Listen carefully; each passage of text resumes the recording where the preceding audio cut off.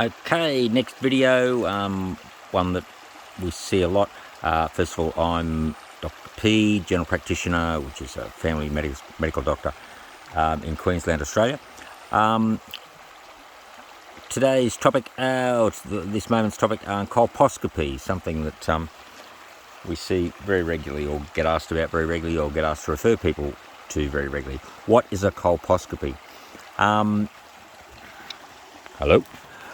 Colposcopy is a second step along the stage of testing for cervical cancer. The basic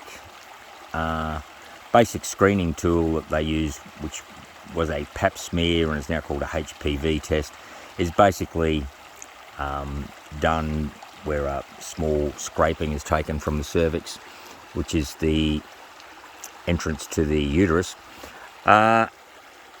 And so they examine that under a microscope, they stain it and examine it under a microscope, see if there's any sort of changes in the cells there that they would call pre-malignant cells, or cells which are looking disturbed and looking like they might be turning cancerous. The cervix is really just like the skin, except you can't see it because it's at the top of the vagina or at the entrance to the uterus. So that's the problem. If you get cancer there, if you get a skin cancer on your arm, you're going to notice it. If you get a skin cancer on your cervix, you're not going to notice it. So that's why the routine screening tests are done, which is a pap smear, or now they call HPV testing, because HPV is the cause of cervical cancer. And if you show up positive for a pap smear, abnormal cells or HPV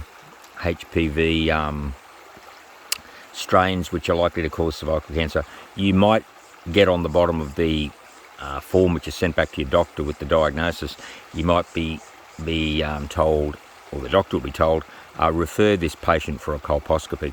A colposcopy is really not much different to a pap smear. It's just done in exactly the same position as a pap smear, speculum inserted, and instead of just taking a scraping with a brush, like a little almost like a little cotton bud brush, they use a very large and expensive set of binoculars,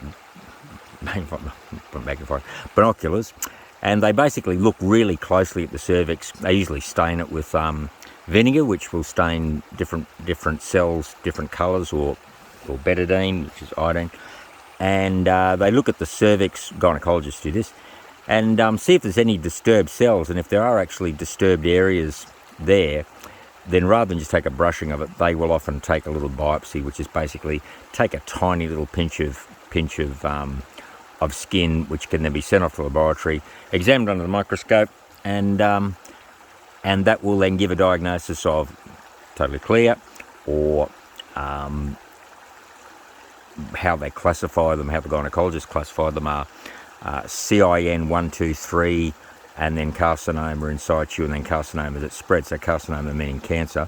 CIN stands for, if you see that if a doctor talks about CIN, that is cervical intraepithelial neoplasia.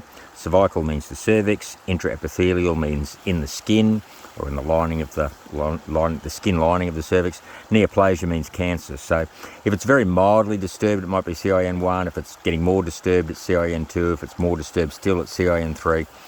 And then if it's actually turned into cancer, it will be called carcinoma in situ.